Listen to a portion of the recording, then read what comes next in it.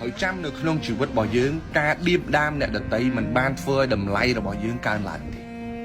មនុស្សប្រកែឌៀបដាមអ្នកដតីបង្ហាញថាមនុស្សនឹងមានបញ្ហាទន់សោយផ្លូវអារម្មណ៍មែនទេ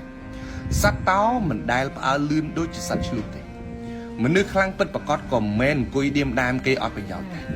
មនុស្សខ្សោយច្រើនតែប្រតិកម្មមុនជាងតាមពិតមនុស្សដែលប្រកែឌៀបដាមអ្នកដតីមានរឿងជាច្រើនគួរឲ្យសង្វេគមែនទេនៅក្នុងជីវិតរបស់ពួកគេ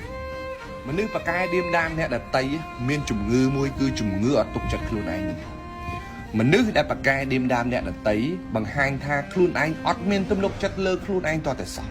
ជាញឹកញាប់មនុស្សប្រភេទនេះតែងតែឌៀមដាមអ្នកដតីដើម្បីបិទបាំងនៅចំណុចខ្សោយរបស់ខ្លួនឯងឌៀមដាមអ្នកដតីដើម្បីឲ្យមើលមកខ្លួនឯងហាក់បីដូចជាមានអំណាចច្រើនជាងមុននៅពេលដែលបានបន្ទាបតម្លៃអ្នកដតីមនុស្សប្រកែនិយាយឌៀមដាមអ្នកដតីជាក់ស្ដែងគាត់អត់ហ៊ានប្រឈមមុខជាមួយនឹងការពិតទេបានតែចាក់ចូលញុះញង់នៅពីក្រោយខ្នងគេនឹងឯង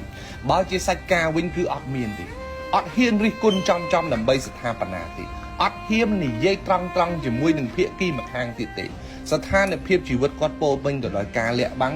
និងភាពភ័យខ្លាចហើយខ្លាចការពិតមែនទេមនុស្សដែលប្រកែនិយាយឌៀមដាមអ្នកដតីភាគច្រើនតែបង្កប់ចិត្តចំណែននៅក្នុងនោះភ្នែកគាត់មិនញោមជាមួយទង្វើល្អមែនទេចាប់បានតែទង្វើអាក្រក់ទេអត់ចង់ឃើញនរណាម្នាក់ល្អជាងគាត់ទេអត់ចង់ឃើញនរណាម្នាក់ប្រកែជាងគាត់ទេម្ល៉េះហើយគាត់ត្រូវតែនិយាយឌៀមដាមអ្នកដតីដើម្បីឲ្យមើលឃើញថាគាត់នៅក្នុងកម្រិតមួយខ្ពស់ជាងមនុស្សដែលគាត់និយាយឌៀមដាមកុំយកការឌៀមដាមអ្នកដតីដើម្បីចំណាប់អារម្មណ៍កុំជន់អ្នកដតីដើម្បីឲ្យខ្លួនឯងមើលទៅខ្ពស់អត់ថ្លៃថ្នូរទេអត់លុយទេការឌៀមដាមអ្នកដតីមិនបានធ្វើឲ្យតម្លៃរបស់យើងកើនឡើងទេហើយមនុស្សដែលត្រូវគេឌៀមដាមហ្នឹងក៏មិនធ្វើឲ្យតម្លៃរបស់អ្នកអន់ថយដោយសារការឌៀមដាមឡើយសំខាន់លើទង្វើល្អរបស់យើងទេកុំខ្វល់ជាមួយមនុស្សដែលប្រកែនិយាយឌៀមដាមយើងការឌៀមដាមអ្នកដតី